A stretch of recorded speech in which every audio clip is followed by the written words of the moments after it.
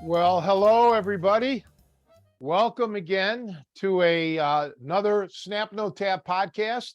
I'm Tony Cecchine along with Martin Witkowski. Joe Cardinal may be on his way back to America. I don't know.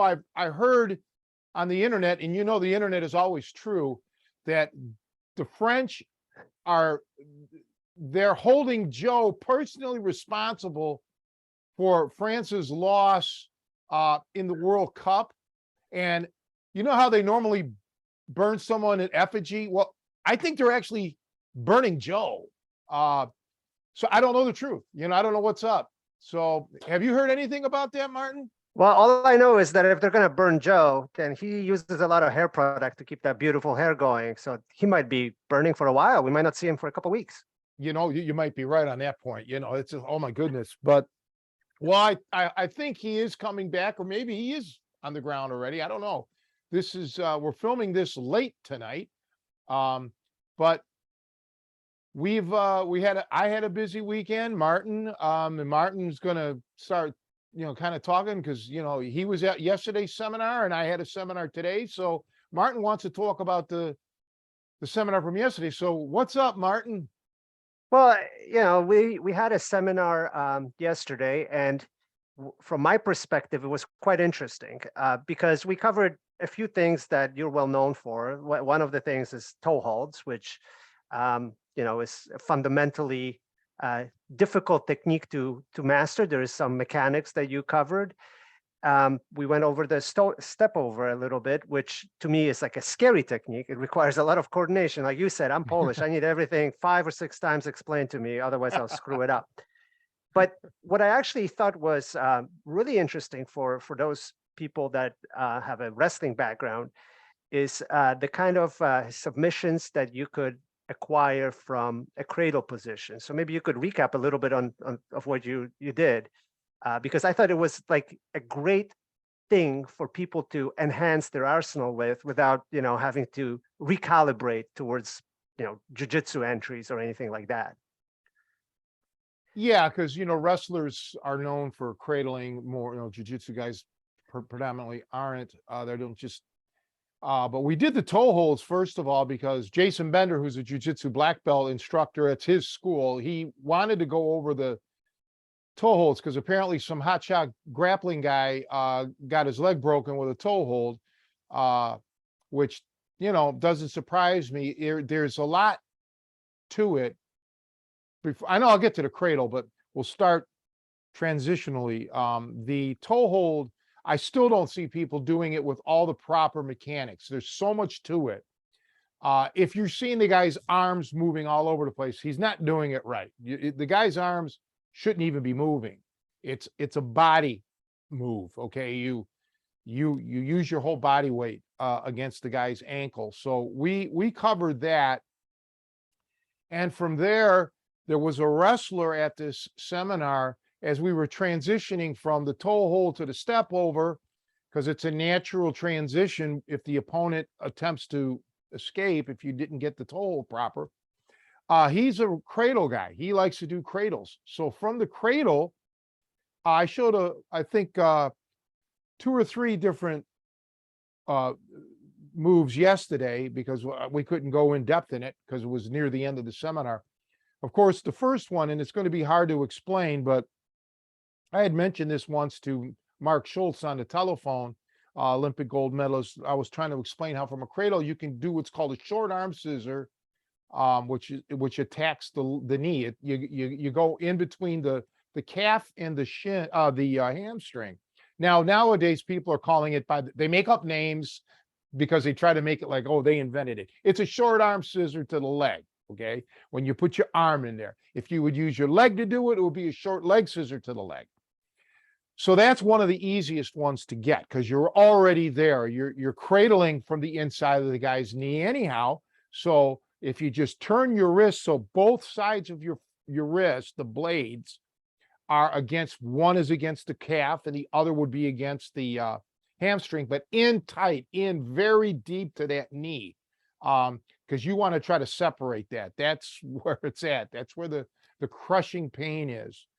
And that's one that I used to catch guys with all the time, wrestlers, because, you know, you got to do it quick because good wrestlers know how to get out of a cradle.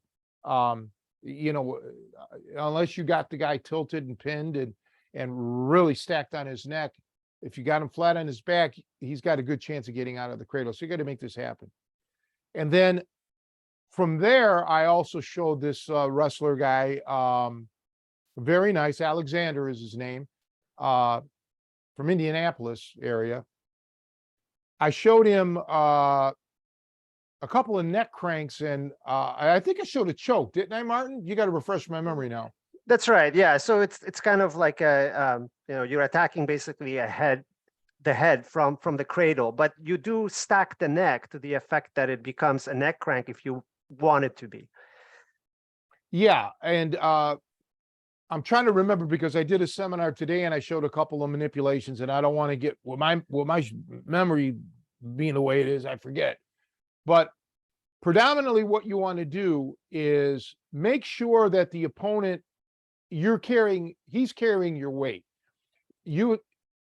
Or he's carrying his own weight. You want to really crush that neck and put a lot of pressure on there. Now, doctors and therapists are probably pulling their hair out because, well, that's a good reason that they're pulling their hair out because it's a bad position to be in. It's putting a lot of torque on the head.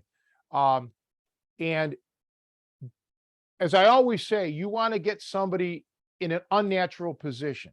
Okay. That's how you make yourself appear super strong and they become very weak. So no matter if it's a leg, an arm, your neck, you want to put this guy in an unnatural position. So if he's natural, he's going to have strength. So you got to first and foremost break that down, which isn't hard. It's hard to explain over a podcast, but at a seminar, these are several years ago, I did the science of submissions, which I would not allow any filming because this is secret stuff. Nobody really knows the sciences of it, the leverage and how to get it. And it was a fascinating seminar for the folks that were there. I actually did it here at my house. And that's what we did yesterday. We showed how to get the proper leverage, where to put the fulcrum, and then more than just that, how to crush this person. And it's an eye-opening thing. And naturally in scholastic or amateur international wrestling for decades upon decades, any kind of torture hold or injurious hold has been removed. Okay. The days of learning even a slight submission, those are long gone. You know, they're trying to make wrestling really safe, and they've progressively they've done that. And other arts like judo, for example, you can't even neck crank. Okay, it's not in the rules. And for some reason, jiu-jitsu just really didn't take to it. Maybe they're implementing it now, but again, it's all about really putting that person at the most disadvantageous position to begin with, so they can't fight you off. Your thoughts, Martin? Well, I also thought that, and we discussed this during the seminar, but philosophically, right, the wrestler like Alexander was very comfortable in the cradle position. He wasn't burning a lot of calories holding a person there and making the person already be in an exposed, unnatural position and environment. So I thought it was a great addition to sort of give people with that kind of background some additional targets to work towards, so that they can, you know, extend that already comfortable position into something that's dangerous for the person below them, force them to have to move and get out and make a mistake. Well put. And cradles are one of those natural phenomenons. They're there. They're not the most difficult thing in the world to get. They can be difficult to get properly, but even if you're a non-wrestler, getting into a cradle is something that you can learn relatively quickly. The key to a cradle, just like many holds or hold downs or holds, is use that as a means to an end. Hence how I showed him to transition into a short arm scissor to the leg, or to a choke, or to a neck crank from there. This has to be your modus operandi no matter what. We were doing that today at today's seminar with the Krav guys, just showing them how, man, you can go from this move to that move if you open up your mind and not be married to that hold that you have. Just use it as a temporary thing. Today's seminar, one of the big things I want to bring up is I've done countless seminars through the years. And one of the bad things about some seminars is that they'll practice for you'll show them a move, they'll practice for 5 minutes, and then you move on. That's not good. And I'll tell you why. Today's a thing in Downers Grove, or Glen Ellen technically, was so wonderful because I just says, you're not learning a submission. Okay. Don't even think about it, because you got to learn how to wrestle. You got to learn how to control, and we're going to drill. The first move I showed, I think we went for 35, 40 minutes maybe. And what was important about that is when these guys kept doing it over and over and over, you start to see mistakes, or you start to see the opponent move in a certain way. Now there's another avenue that we can go down. And that was great because they didn't learn just one move. They ended up learning so many moves from that 45 minutes or whatever it was that they were drilling, because of situations that they created that, you can't just, you don't have precognition. You can't, cover everything. Well, when they did a move in a certain way, then I can say, okay, stop. Now, this is how you do this, or this is what you should have done. And I really enjoyed today's seminar because I got to be me. I got to show how you can improvise and how you can see things that have never been shown on YouTube, have never been seen in an MMA match or even a Abu Dhabi match, because this was personal.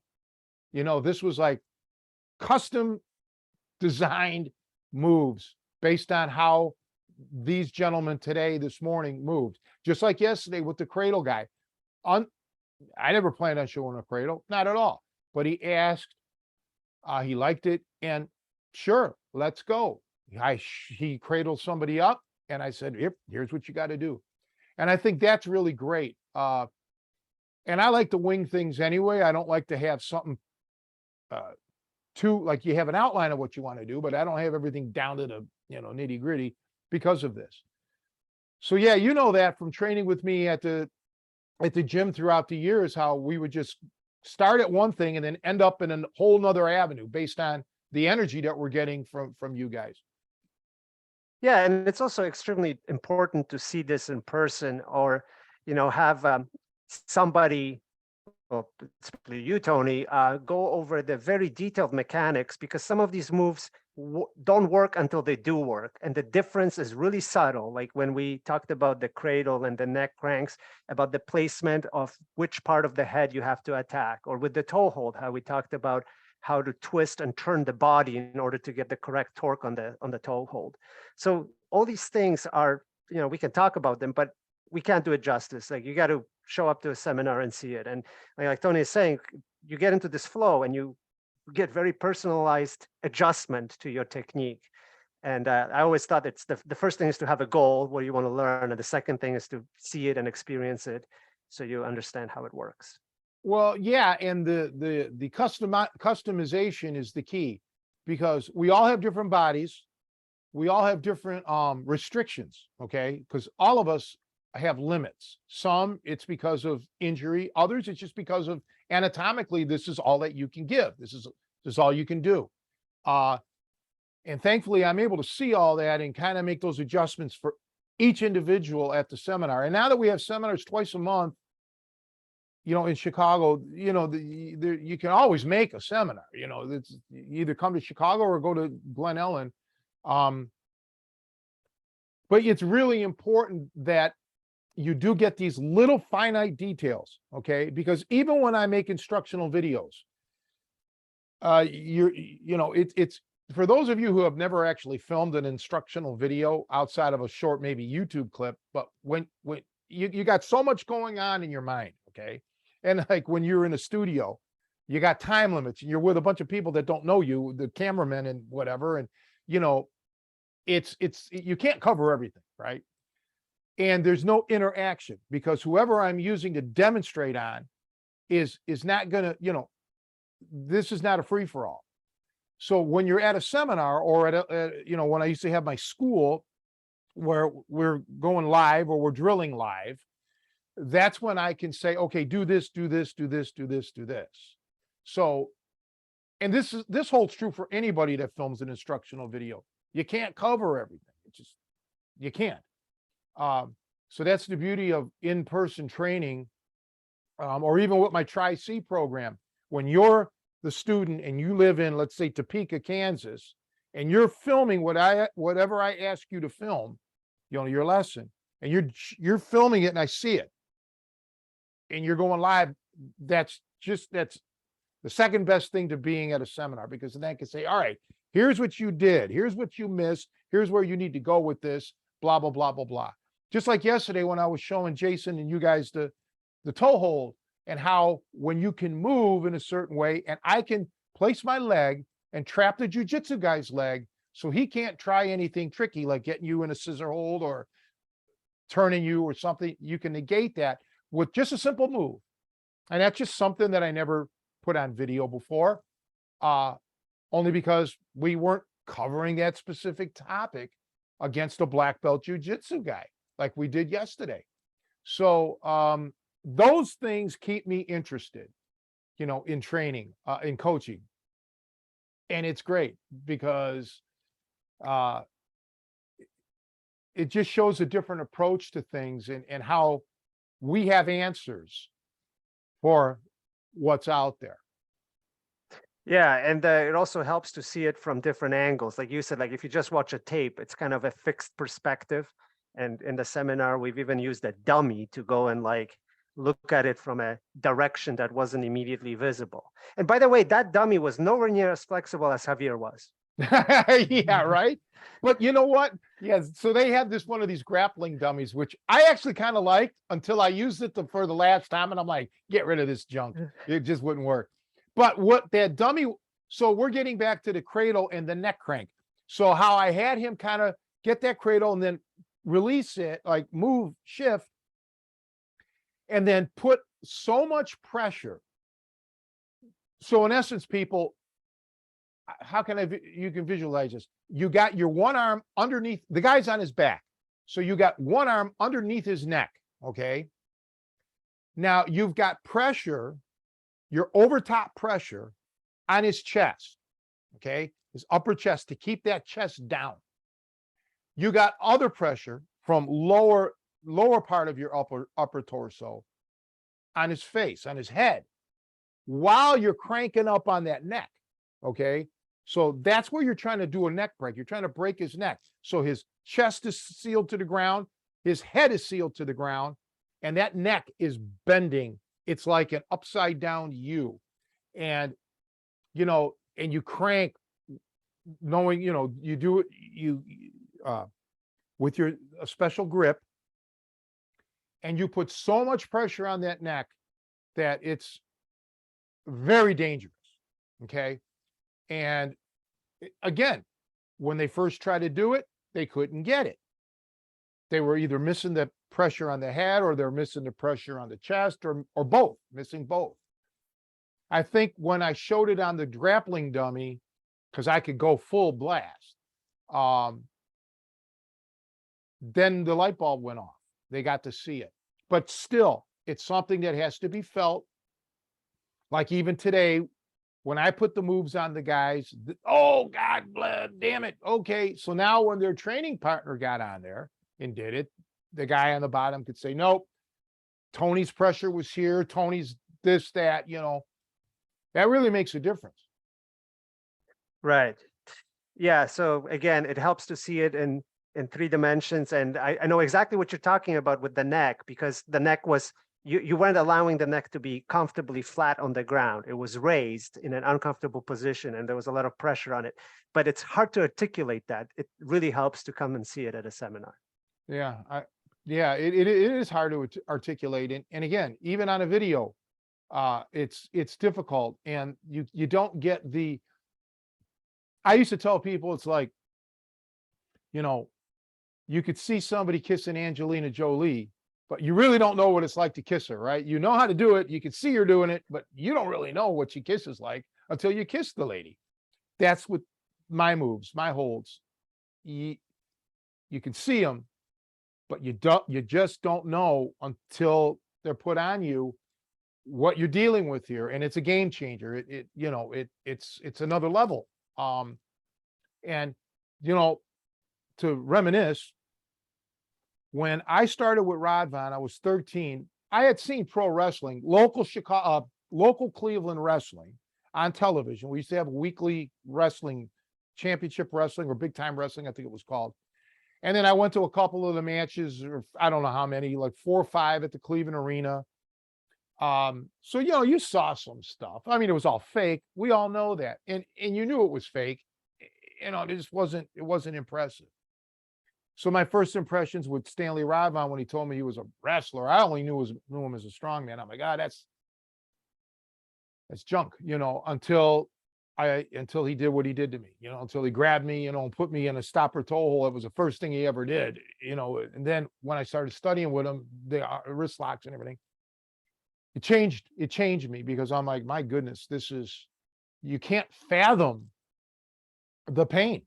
And I've been with judo guys through the years, jujitsu guys, and they're like, nothing they're doing is really painful. Then when I put my moves on them, they're like, Jesus Christ, and they're tapping before I even have it on. So yeah, you really need to. I mean, seriously, for your own benefit, just come to a seminar, and it'll change you. Believe me, it'll change the way you think about things. Switching a little bit to boxing, you mentioned last week that the kind of fight that we were looking at had a guy do kind of a Tyson side-to-side approach.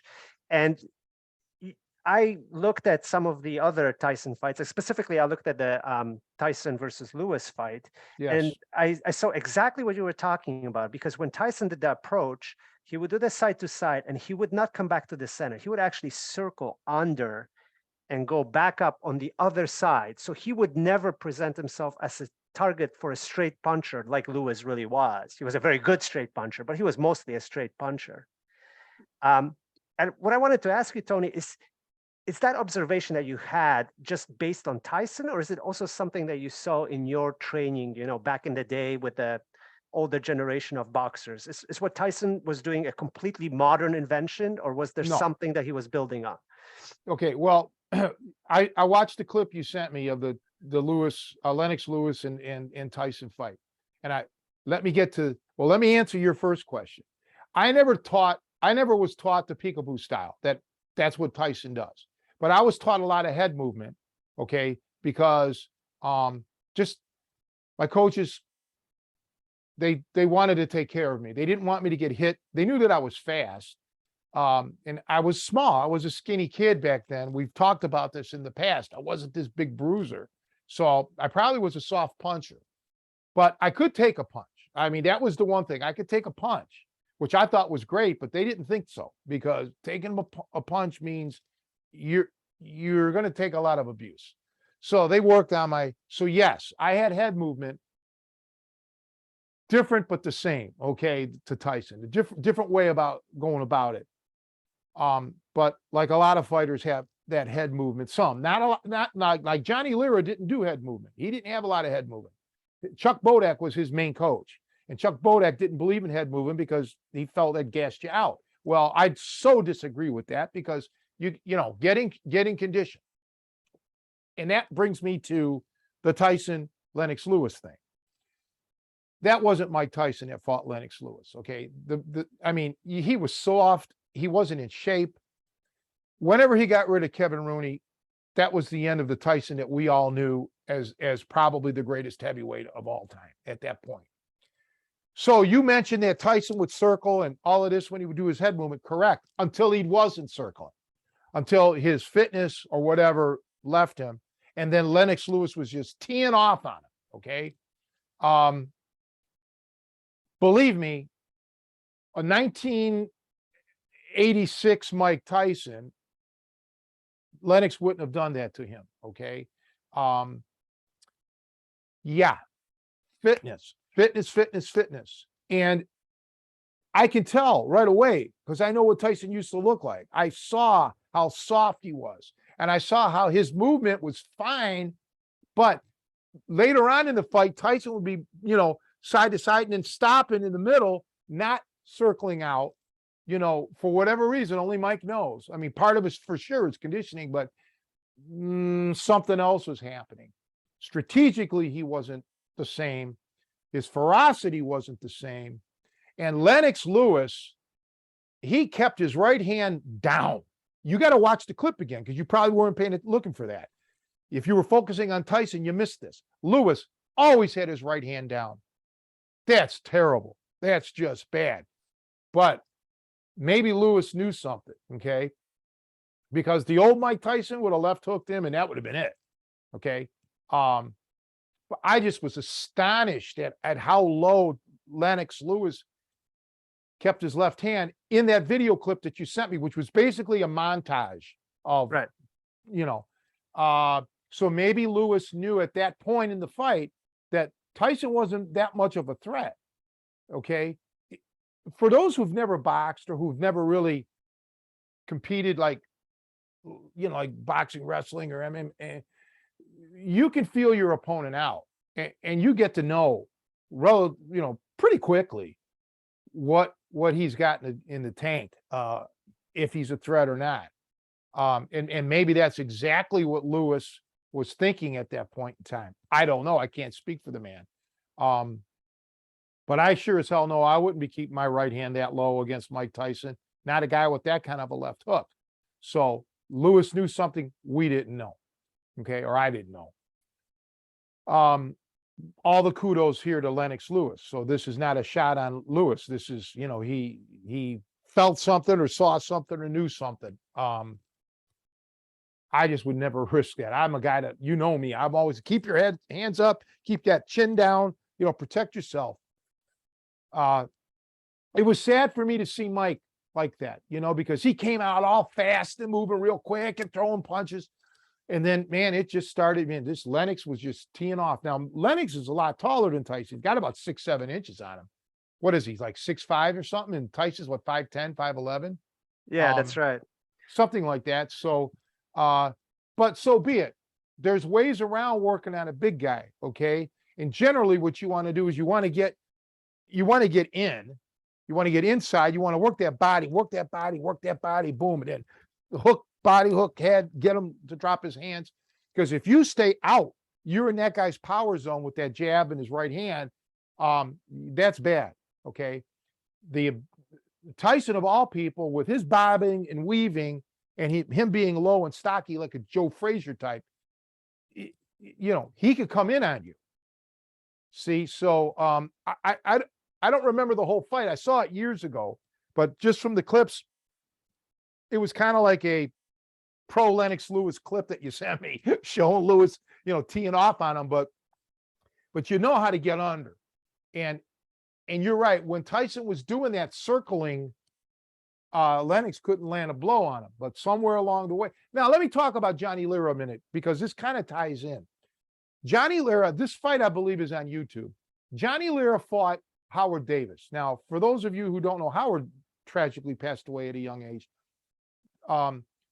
Johnny was a good friend of mine. He used to come to my gym. We used to hang out all the time. And he used to live with my dear buddy Vince, who's on the fundamentals of the jab video. So Johnny Didn't make the 76 Olympic team. Man, how could you? You got Howard Davis, you got friggin' Sugar Ray Leonard. I mean, come on. But Johnny fought Howard as a pro, okay? And for the first 2 or 3 rounds, Johnny Lira was winning because Howard Davis was flat-footed. Now, Howard Davis had blistering hand speed, faster than Sugar Ray Leonard, but Sugar Ray Leonard had better timing, perhaps. But after the second or third round, that's when Howard Davis started getting back on his bicycle, moving and blah, blah, blah. And that was the end of Johnny Lira. I think the fight went 9 rounds and got stopped. But that's the point. Davis started slow and then sped up with all his head movement, so on. Johnny couldn't get a good, clear shot on him. In the Tyson Lewis fight, it was kind of reverse. Tyson started off with a flash, all that head movement, giving him oblique angles, so anything that would land pretty much wasn't effective. But then that went away during the fight. So it's always harder to hit a moving target, okay? And I'm just going to give everybody, even you MMA guys that are watching or listening, a strong piece of advice. Movement is great. Just make sure you don't move into the blow, okay? Always try to move away, circle away from his power, but give oblique angles. That's the thing. So even if you accidentally move into a power shot, you're not getting hit full blast with that power. That's why you've got to get you loosey-goosey, man. Keep moving up and down, and think of like one of those joysticks, not like an arcade joystick, right? That just goes 4-way or 8-way, but like a ball and socket, like a ball bearing type of joystick that can go in 360 degrees, okay? Any which way, any little increment, any little degree. That's how you have to be, okay? You can't be left, right, diagonal, this and that. Those are too sharp of angles. You've got to be really loose and roundy kind of, it's hard to explain. Got to almost see it. But this way, you're not taking any full impact, okay? It's easier said than done, believe me, but you've got to get this thought in your head and you got to start fighting like that so you don't get clobbered.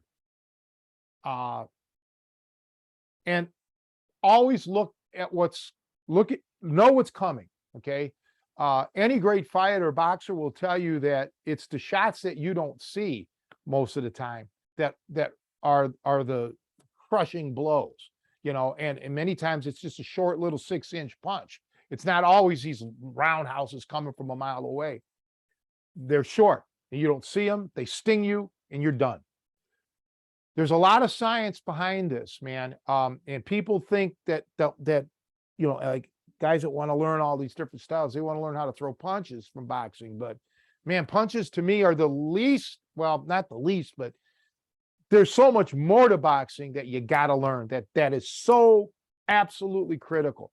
Like the stuff we're talking about now, the movements and the angles and how to generate momentum, how to rock from your heel to the ball of your foot to get that to propel you, things that you can't pick up, or things that coaches don't talk about because they don't even think, or nobody cares to know, there's a lot, Martin. Right. So Tyson was only 3 fights away from being retired when he fought Lewis. So that wasn't the best clip to showcase Tyson, but I thought the technique or the idea, the spirit was still there. From my experience of working the bag with you, I know that when you yell at me to move, it tires you out. So if Tyson was not physically prepared or able to keep it up anymore, that would have pretty much spelled the end of him a couple of rounds into the fight. Maybe he wasn't stopped that early, but the intentions weren't really matching the effort anymore. Well, I'm going to speak now. I'm not going to speak for Mike Tyson, but I'm going to pretend that I'm Mike Tyson in a way, because this is something that needs to be addressed. A fighter can lose the will, okay? You could just be discouraged. You can go in there full of piss and vinegar, and all of a sudden your few things that you're doing are being countered or they're ineffective, and you just start to lose that edge. This can happen. This happens to me like it used to happen to me a lot when I would shoot pool. Okay. If I'm just not, I'm just a little bit off, right? Things just aren't right. And you've got to get your head in the game. Okay. Now, a boxing match, as long as you don't get knocked out, you got a little more time to, like an MMA match, you'll have a little more time to regroup psychologically. In a pool match, you just don't have that. You just don't have that luxury. Okay. If I miss, I may never get another shot. It's over. Right. So you've got to, again, I don't know what was going through Tyson's mind. Right. I mean, we should get him on the show. It'd be great to have him on. It would be nice to know, but I'm just saying this is another thing that could have happened because maybe his conditioning wasn't there and he knew it and he knew what he wanted to do. He knew what he had to do, but the body just, it wasn't cooperating. Okay. That shit happens. It happens to all of us. You just have good days and bad days. So who knows? But you're right. Movement, getting back to Chuck Bodak, who trained Johnny Lira. Yes, movement takes energy and you've got to develop that energy. Your training has to be geared towards that. You look at some of the lighter weight fighters back in the day, they were a buzzsaw. They were whirlwinds. They were almost like, they never got tired. It's just the way you train, and there's more to it than just what's happening in the gym. It's also your food that you eat and your lifestyle. It's a science. It really is, and that's why they call boxing the sweet science. There's so much to it. But it was, for me, kind of sad to see Mike like that because, I know, and we all should know what he was capable of. Shit happens. Yeah, it was the tail end of the career, right? Like nobody Sure. goes on forever. So at some point that will happen. But I think that match in particular had a predetermined result. I think, Lennox Lewis was collecting trophies at that point. But speaking of punches that you don't see coming, one of the clips that I've sent you, and we've probably discussed this in the past, is a clip of a street fight that involves a former opponent of Tyson, more in Tyson's prime, a guy by the name of Julius Francis, and he's like a bodyguard at some kind of a mall or something like that in the UK. And the question I had, that there's a clip that's been on YouTube forever of this guy dropping some kind of a rabble-rouser, some guy that was out of control. And I thought the interesting thing about it is that, first of all, he doesn't square off with the guy at all. It seems like he comes around behind him somehow. Well, he did. It was a sucker punch. Right. And it was a lead left hook. And he immediately dropped the guy. Well, I thought it was a right hand. Okay. Okay. Maybe you could be right. I thought it was a right hand, but it could have been a hook. What I was focusing on was the fact that he really didn't approach him like he would approach an opponent. He just basically got around him and clipped the guy and got him out of there. Go ahead. Well, there's this misconception that I just don't get with people that think that boxers can't street fight or boxers can't dirty fight or whatever, however you want to do it. They do. They know it. They're not stupid. All right. I mean, so yeah, I saw that clip. Now we're off on, was it a left hand or a right hand, but that doesn't matter. That the bad guy was walking away and he was coming in, and yeah, it was just boom. He just clobbered him. Why square off? Why do it if you don't have to? So he dropped him. I mean, he dropped him like a bad habit, man, right there. But he had a big size advantage, the boxer. But yeah, it was interesting, right? Yeah, I thought it was interesting that he didn't really approach him like he was a threat in the sense that he's got to square off, he's got to keep his hands up. He got a better situation by sucker punching him. He circled around, he got like a free shot, and he only needed one. Yeah, he only needed one, and he was smart. I mean, that's just the way to do it. Why telegraph? In essence, why come up with your dukes up if you don't have to? Because the bad guy was no threat to the boxer, okay, at all. Matter of fact, he didn't even see the boxer, if I recall correctly. He had no idea. The boxer kind of almost I don't want to say snuck up on him and give you the impression that he was tippy-toeing, but he just walking up casual from what I remember, and then boom, nailed him. Yeah, it was that's the way so many street fights happen. And then you see clips on YouTube, never punch in a street fight ever, blah, blah, blah. These are people you need to ignore. Anybody who says anything that ridiculous just doesn't have the experience to talk. There are times and places for everything, okay? And punching, I don't know, millions, probably hundreds of millions of people throughout history have thrown punches in anger and not had any damage, okay, to their hands. So they'll focus on the few people that, oh, they broke their hand, this or that, but they would have probably broken their hand or their fingers if they tried to slap the guy. Okay. You don't know. But yeah, this was an interesting clip. I've seen other things like that through the years. Even in person, I've seen people go at it at a distance and a guy just get clobbered, just get dropped. One punch and you're out. That's why, unlike a submission that takes time, a punch is instantaneous, man. Within a second or whatever, it could be all over. And then you could fall and hit your head and you could die. Okay. I don't know of anybody that's ever died from a broken elbow. Okay. But strikes, yeah, don't ever underestimate a striker. Yeah, especially in an environment where there's hazards and other things present. But the other thing that I was sort of wondering about is, like, there was another clip that I sent, which was like two guys fighting in a bathroom. And again, the weapon of choice in that fight, at least the strike of choice, seemed to be like a short hook.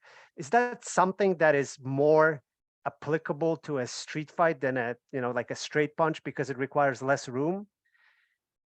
I don't know if it does or doesn't, because it depends. I mean, I could throw a short 4-inch jab that could set something. Are you talking about the one that they claimed it was an Oklahoma wrestler or a football Yeah, player? I mean, that's right, right. But the fight did go down in a men's room, right? So you is often that what it hear was? these, Okay. yeah, you often hear about these guys that refer to like a boxing match, like as if it happened inside a telephone booth, right? Yeah. This is kind of an abstract concept now because we don't even have telephone booths anymore. But that's what they talked about when it was close quarters. Well, first and foremost, I don't know if that was an actual football player, and the guy was an MMA guy. Who knows, right? So I look at what happened. I seen one guy who was drunk. I seen the wrestler, the MMA guy, get him up and get him down. But I also saw the MMA guy fail, choking him out. The headline says that the football player almost lost an eye. The guy never even came close to losing an eye. The MMA guy did not attempt to eye gouge or anything like that. If he did, I didn't see it. But traditionally, you don't want to lead with a left hook. But in this situation, as it turns out, the football player, let's just say he was a football player, he didn't know how to fight. Then there was another guy involved too in that. It was like, yeah, it was a mess. Right. Yeah, right. So it was hard for me to even follow along, but yeah, it was a sloppy fight. But what ended up happening was, and I think this is even more important than the left hook thing, was that let's call him the MMA guy, because that's what the title claimed he was. So I mean, no offense if he was or wasn't. He got on his back. He was on his back with the football player on top of him, and he couldn't get the choke in for some reason or another. Football players reaching behind trying to hit him, but the MMA guy was trapped on the bottom. I mean, right. He put himself there. Okay. It all worked out. I mean, we don't know what precipitated it. We don't know what happened after the video clip stopped. But man, this is not something that I want. For those of you who don't know what we're talking about, so the MMA guy was on his back. The guy was he was like a rear choke situation, but they're both pinned up against a wall on the floor. Okay. This is not, I don't like this. Okay. I don't want this. And that didn't need to be that way, because the MMA guy got him down, like kind of slammed him, correct? Yeah, that's right. So this is part of what you always talk about, the ability to disentangle and Yeah. disengage, which really wasn't there anymore. These guys were both trapped. Yeah, yeah, and that's so it's a self-defeatist thing, and yeah, it would have been great if you would have choked him out and rolled him off, but he didn't even sink the choke. Something happened, and again, I couldn't see it too well. And then the other guy was flying into the picture, and he got thrown around. But yeah, these are things when you're fighting in a bathroom or a confined quarters. Many times it's not even prudent to go to the ground, okay? Because you just don't want to end up in a bad situation. Again, we don't know the scenario here, so let's detach from these guys, but we'll use them as the example. But I mean nothing personal because I don't know the whole situation. But I always go under the assumption that no matter where I'm at, bar, restaurant, whatever, I got to assume everybody in the place is against me. Okay, nobody's going to be on my side here. I have to always assume that. I do assume that.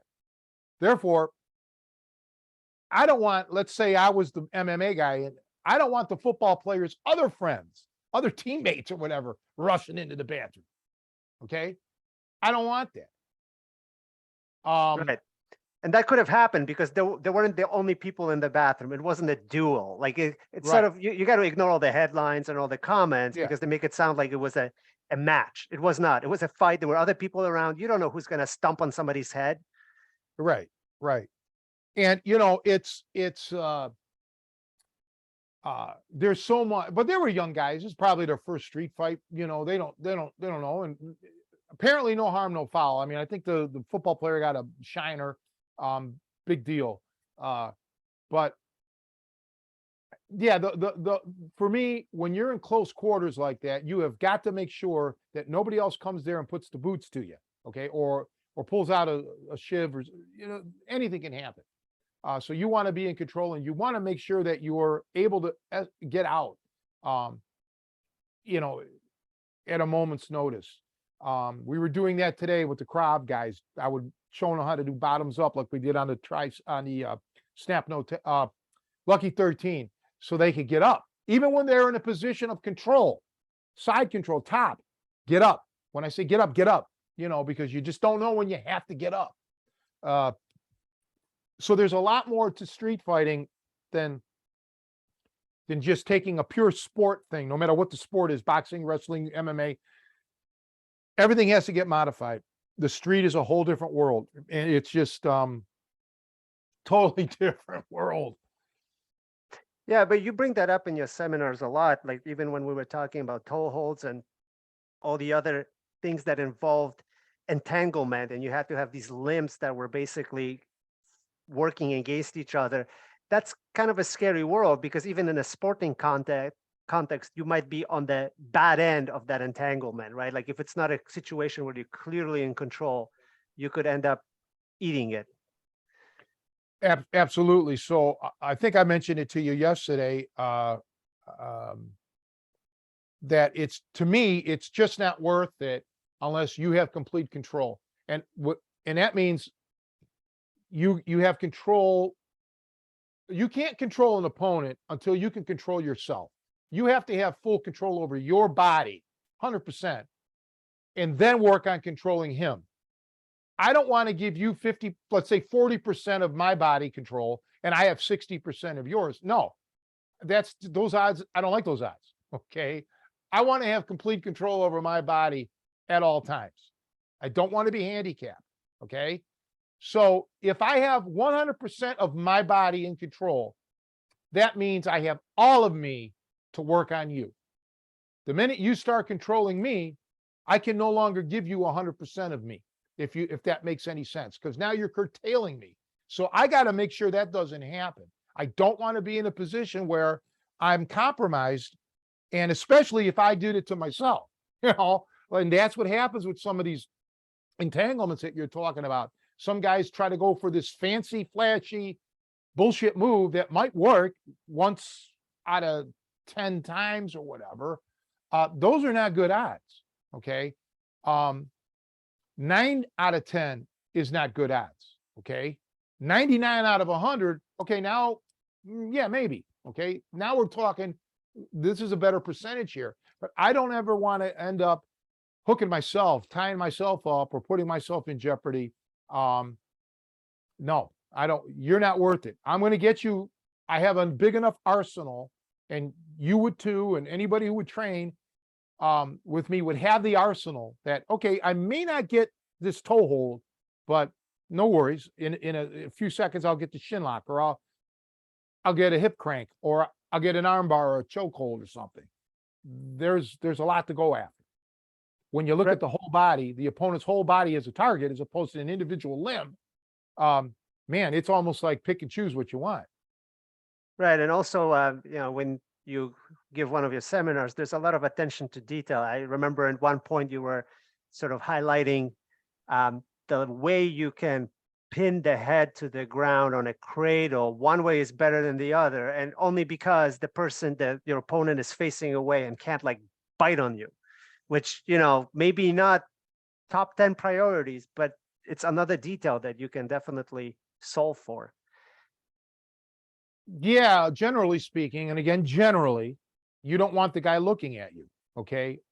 Because yes, he can bite you, but he cannot bite you when he's not looking at you and you don't have your hands anywhere near his mouth. And number two, psychologically, you're blinding him, okay? He can't see what's going on unless the guy's doped up or, drunk out of his ass or really has a death wish. That's going to cause an adrenaline. That's going to cause fear. Nobody wants to know. I mean, you don't want to get caught by surprise. You want to see what's coming. When you can't tell what your antagonist is going to do to you, it causes a panic. And that's what you want. You want to elevate this guy. You want to elevate his heart rate. You want to try to restrict his breathing as much as possible. So you're just going to gas this guy out, okay? No matter how fit he is. This is all going to work against him. See? So once again, you're controlling the situation. It's psychological, but it's also physiological. These are techniques and tactics that I don't think are being addressed. And this is absolutely important. I learned many, many, many years ago, when I was actually, I think I was 18, with this police course. They talked, the one police officer that was instructing us talked about a cop, a perpetrator, separate incidents now, a perpetrator that got shot like 11 times and lived, and a cop that got shot once, but he panicked and he kept saying, I'm going to die, I'm going to die, I'm going to die. And he did. It was a survivable gunshot wound, but he psyched himself out. He was profusely bleeding. He couldn't say, he was complete panic stricken, right? And that had already, I had just gotten done with my training, with all those years with Rodvan, who was all about this. And to hear it from an outside source, granted, it was a policeman talking about guns, but it's the same principle. You've got to learn to control yourself. You got to control your emotions in a fight. You can't let this shit happen to you. And yes, that will happen when you don't, like I told you yesterday, with the crank his neck in this direction. So he can't see you. You can pin him. You have access to things. Okay. These are just little tidbits that, a lot of people don't cover.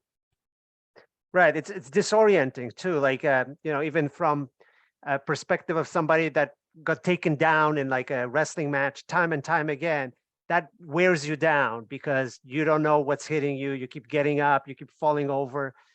It adds up. It creates a sense of panic. And, to your point, like paramedics always tell people to stay calm and settle down. And even if it's a grievous injury or whatever, there is definitely benefit to being able to have sort of like a calm mindset. If you don't have that, things go wrong.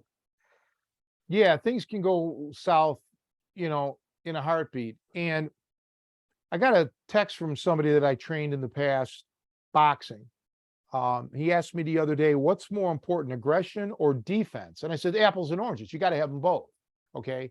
Aggression is a catch-all phrase. And I responded, I believe, by saying, if it's controlled aggression, that's fine. But just wild man aggression, that's just not good, okay? Because you're wide open, psychologically, physically, you're probably going to blow up. You know, you can't be that way. You can be aggressive, but you have to have control of your aggression. It's one of those intangibles. It's hard for me anymore to explain the difference. But believe me, there is a difference. I've always been aggressive. I mean, just because of my life, I knew that, you know, my lifestyle in Cleveland growing up with the violence, I knew that you had to be aggressive. You can't be a Marvin Milquetoast. You don't have that much time in a street fight. It's over. It's over so goddamn quickly. Okay. You've got to act immediately with all you got, but not like, you know, uncontrolled. You know, you've got to never lose your science. Okay. Learn, you know, never break your stance, never break, you know, never break your fundamentals. And you're going to come out as good as you possibly can. Okay. And that's all you can ask for, is that you did the best you could. And you just got to hope that your coach or your training has made it so that the best that you can do is world class. And until you get to that level, you know, you're on thin ice. Okay. Because you could still do the best you could, but it's like far short. So for example, you never did any martial arts ever in your life. You've had 3 lessons. That's it. And you got those tricks down perfectly, right? But it's just not enough. Right? You did your best, but you don't have enough tools. So you got to know when you're ready to go. You know, when you're at that level of, okay, I can handle myself. And everybody's different. You know, there's no, okay, you'll know it in 6 months. There's people I've seen that have trained diligently, but with the wrong guys, years go by and they still don't get it. I'm sure you've seen it too. You've seen guys come through the gym in the past that, you know, had, you know, great guys, great training, but, you know, I mean, they dedicated training, but the techniques just, they didn't have it. Right. And there's also like from some people, they don't want to emphasize the physical aspect of it, like, you know, conditioning and physical aptitude. And it does help. And it's actually, to me, it's the quickest way to see results is get stronger, get fitter, get, you know, thinner if you're overweight. It really produces quick results. And speaking of that, like, you know, the last clip that I sent you is just some crazy fight in Turkey, in Istanbul. And it's an Irish tourist that gets into trouble emptying out some refrigerator, like a bunch of bottles fall out. He gets attacked by locals. There is chairs and bats and God knows what else. Lots to unpack. I mean, I think it happened in like 2015, but it made it onto Irish Times because Ireland is such a small country that, like, if you clogged your toilet and you lived in Dublin, that would be on the local news. But what did you think? Like, I thought, like, some of what saved this guy from getting annihilated because he was outnumbered was the fact that he was a big guy compared to his attackers. They were speaking in Turkish, but they kept saying, the only word I understood was boxer. They kept saying the word boxer. So right. He did clubber a guy. Yeah, well, so yeah, right. But he was just a big, heavy set guy. I think he got lucky because I don't know exactly what the weapons were, what they were made out of. I know they tried to hit him with a chair and all that, but there was let's call it a pole. I don't know what that material was, but he was trying to block it with his left hand, and he was getting clubbed in the forearm. Okay, better than the head, but what was that object? Did he end up getting a broken forearm? Who knows? At that point, when the adrenaline is flowing, and I'm sure the big guy kind of went into shock, you don't feel it. Okay. I remember when I got jumped by 3 guys with a baseball bat coming home from school, and they were wailing on me, on my shins and everything. I didn't feel anything until it was over. You know, I mean, I was able to defend myself because you'd be shocked what happens when your body goes into shock, right? So what I noticed was that he did not allow, again, to my memory, he did not allow anybody to gang up on him, right? Meaning jump him and get him to the ground or anything like that. He kept him kind of like at bay. And yeah, he threw a punch. He dropped that one guy. He dropped him so bad when that guy got up, he was like, oh man, woozy and shit. But then they cut away. And then he came back out and then he ran away, the boxer. And then, it was disjointed, the video for me. I had a kind of hard time following it, but yeah, it was a melee. Yeah, it was But here's impossible to unpack, right? Because at some point he has some guys helping him, but I'm not clear why. And then the whole, like, all the weapons that are being used against him seem to be very flimsy because they all shatter. Like he gets hit with a chair, but the chair just flies apart. Well, the key takeaway from all of this is that there was no headshots to the guy, to the boxer. Let's call him a boxer. I don't think he was a boxer, but he didn't get clobbered in the head or the face that I can recall. So that could have been a game changer there. All right. He was fat and I'm sure he was out of wind. But he did have some, I don't want to say if he had, but he put his hands up like he might have either been a fan of boxing or maybe had some boxing training. By no means was he a high level boxer, but he did try to keep his hands up and his elbows in. And he was able to parry or deflect or block some of those flimsy weapons attacks. But I think in a way he got lucky that those guys that were attacking him, I believe it was a frenzy. I don't believe it when he opened up that door and all those water bottles or whatever they were came out. Then the one guy came outside, loaded for bear. I don't think anybody else really wanted to make a big deal out of this. Okay. That's just my impression. But yeah, it wasn't a coordinated attack, right? Like these were exactly. like random people. I just think it was a frenzy. The one guy started in and then everybody else is like, well, I guess we got to jump in too.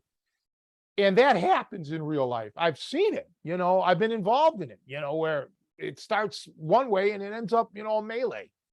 So I just think that the boxer guy was very lucky that these weren't like gangbangers or street thugs that were, going after him. These to me were just probably either local citizens or business owners on the street there. None of them looked athletic. None of them looked like they were real serious about this. Because I saw that one guy whack him a few times and then kind of back away. I'm thinking, man, I don't know if their heart's really in this, which for the boxer guy is probably a good thing. But shit, people have sent me, or I've seen clips, not necessarily sent me, but I've been over to somebody's house, something, and there was some clip of they were claiming that the guy got killed. I don't know, some martial arts school, kung fu school or karate school. And some guy, obviously not right in the head, came in there to like, let me show the instructor some moves. And at first everything was cool. They just humored him, but then it escalated. And then there was one very good karate man who just sparred him and just wouldn't stop. I mean, hurt him to the point where they dragged him out the back door, I think. This was a big clip. This is years ago that I saw it, but people were saying that the mentally unhinged guy got killed in this fight. And it could have been very well possible because they just slaughtered him. The guy just beat him and beat him and beat him. This ridiculous. Well, that's just sad to watch. I try to find clips that are less morbid. Like this tourist getting into a fight. It's kind of fun. It looks like everybody's having some kind of interaction. It's a sunny day, throwing a chair, throwing a club, hit the big Irishman. Actually, I think he also got a little bit lucky that he landed a really good punch on the one guy and got a bunch of respect from the other guys. Because like you said, their hearts were not into it. And what am I going to eat a punch for what? I didn't even know he was Irish. I thought he was a Turk as well. I didn't know. I didn't even know they were from Turkey. I didn't know where this video clip was from. Tony, I tell you, I have a very good friend of mine who's Irish, and like everything is national news is in Ireland. The population there is smaller, and so every time there's somebody that's of Irish descent that does something, it makes it to the national news. This was on the Irish Times that I looked this clip up. Wow. Well, I mean, yeah, I don't think, I mean, the boxer, nobody got hurt. So, that's, I mean, I guess that's the main thing there. Nobody got hurt. Outside of some bruises probably, but yeah, shit can happen at any point in time. Okay. That's just the thing. It can erupt for the simplest of reasons or for no reason. Okay. And what's interesting is when you drive into Chicago, we have the tollway. They have those neon or those signs lit up, and they're advocating to be nice to other drivers, like just like road rage, just ignore it kind of thing. I forgot the exact verbiage. You probably haven't seen it because you don't leave town. No, I've seen it. I think one of them says road rage will get you killed. Yeah, right. Yeah. So they're trying to be preemptive out here because with Chicago, the way it is, you'll get shot. I mean, for sure it can it's happened. And there's hills to die on. There really are. There's times where, hey, listen, it's worth losing my life. But not over a road rage or not over this guy with opening up the door and all these pop bottles fall out. There's no reason to go to the hospital over that shit, right? Or get killed. So I think people have to start rationalizing when is it worth going all in and when is it not worth going all in. Okay. I've mentioned this on previous podcasts or back in the old days when I used to put up a daily Facebook video of, like, if you're dressed up in a tuxedo and you're on your way to a wedding or you're on your way to a funeral, whatever it is, and somebody you get into it, you got to avoid that. Okay. You can't get into a street fight or you just forget it. Yes, mister, whatever you want. You're right. I'm wrong. Get to the wedding or get to the funeral or get to where there's just certain times where it is, you got to walk away from it. Right. And I really truly try to advocate walking away as much as you can, but you've got to understand, people, there are times when trying to walk away or being timid is going to escalate it. Okay. It really will escalate it because I'm telling you from experience, sometimes people work themselves, the bad guy, let's say, works themselves up. All right. And as he's working himself up, he's probably, again, maybe, am I doing the right thing or am I not? If you back down sometimes or show timidity and be timid, that'll just give that guy, he's the hero now, he's going to beat the shit out of you or he's going to do whatever he wants to do. Whereas if you stand up to the guy, firmly, without even beating him up, but firmly, that may be his excuse to back down. Okay. And then he saves face. You don't know, you see? So that's why I was always lucky that I was able to handle myself no matter what ended up happening. I could take them out. I always knew that. A lot of people don't have that ability. So it's just something that you got to feel out. Okay. There's just not one straight answer. You got to feel out the situation. You got to make a guess, an educated guess on a complete stranger here that you don't know. But there's such a thing in psychology called cognitive dissonance. So you sometimes might use that, meaning in essence, not physically, but figure of speech, throw something at the guy that he's simply not expecting. Okay. And that might just startle him into, okay, rationality again. All right. Yeah, you're right. I'll let you go this time, asshole. Don't let me catch you again. Fine, sir. And then leave. Okay. But ideally, Martin, this is all part of being prepared. This is all mental preparation. I knew a guy named Gino that lived in Chicago. I knew him when I lived in Chicago. He was Rocky Marciano's chauffeur / bodyguard. Okay, now you would wonder, why would Marciano need a bodyguard? Well, everybody has one. When you're a celebrity, sometimes you need one. So The Rock was already done with his boxing career, and Gino and Rocky were at an establishment. I think it was a restaurant, but it had a bar.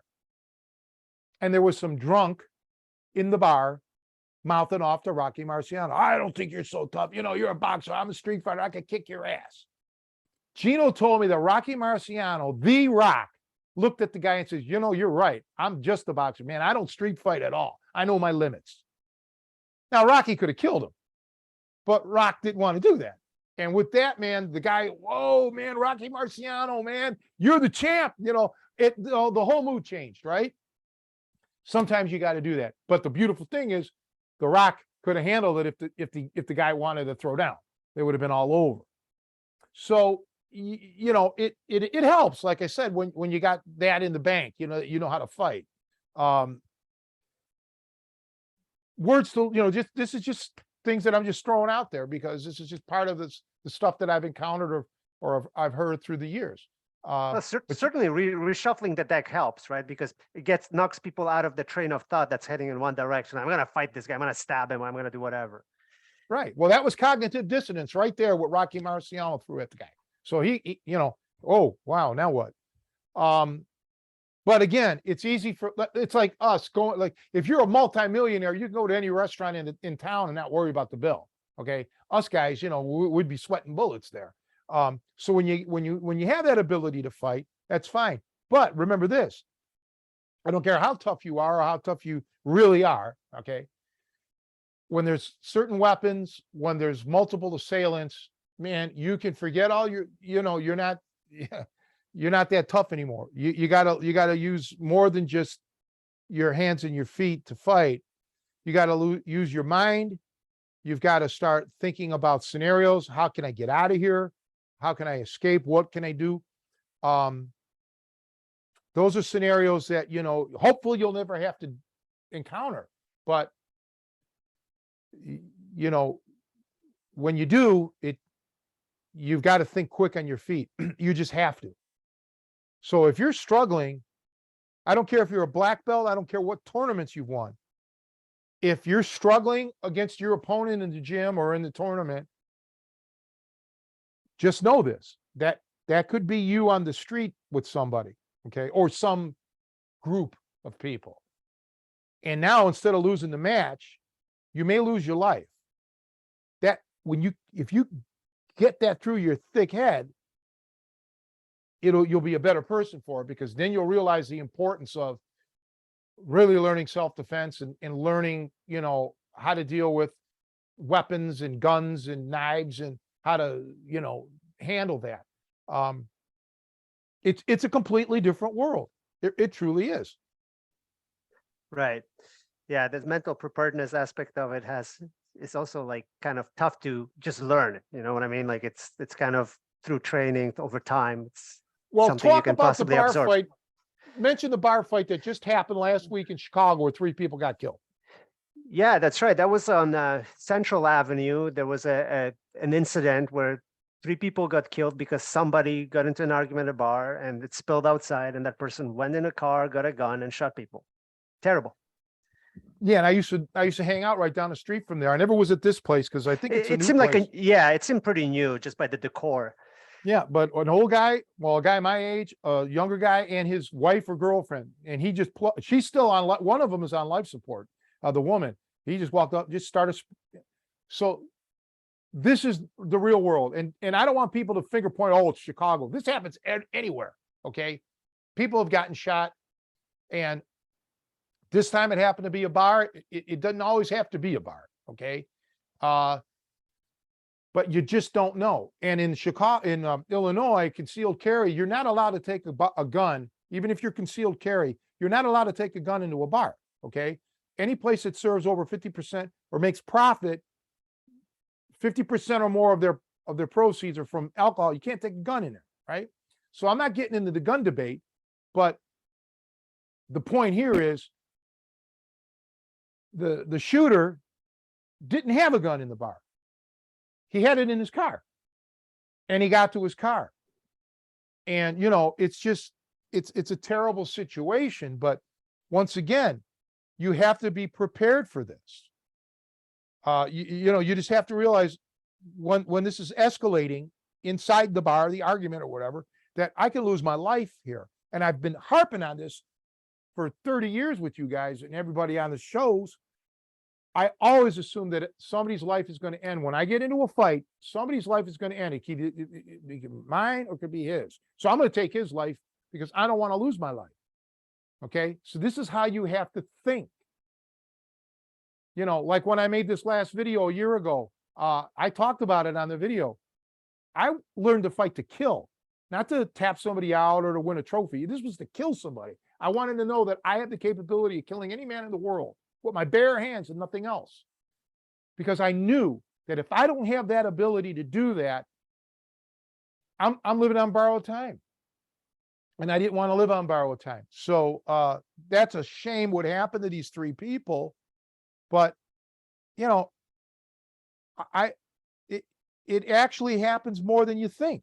I mean, I remember as a kid in Cleveland, I was in 7th grade or 8th grade, because it was a new school for me. And one of the students from Croatia, he was a Croatian kid, his father got shot to death in a bar. Okay. So we all had to go to the funeral because the father was buried out of the church that I went to at the time for 7th and 8th grade, a Slovenian Croatian, well, it's a Slovenian church, but he got shot to death in a bar. Bob Whitehead, who was a pro wrestler and was considered one of the toughest guy on the east side of Cleveland, got shot to death in a bar. Okay. My mom was a bartender. I was there as a kid when the bar got robbed, and my mom was there on shift change. So my mom was coming on a shift, and the bartender, the morning shift, when the guys had the gun, they pointed it towards my mother, and he made a move, the first shift bartender, and they blew his brains out right there. Now people want to know why I'm fucked up and why I don't have use for sports, because martial arts, because I witnessed so much of this bullshit as a kid. It'll never go away. It's PTSD kind of shit. It'll never go away. So my point is, and this was before I was young. I wasn't even doing wrestling at the time. The point is, things can happen anywhere, anytime, at any point in time. Okay. And you got to just be prepared for that. You got to know that at any point I can lose my life here. It sucks, doesn't it?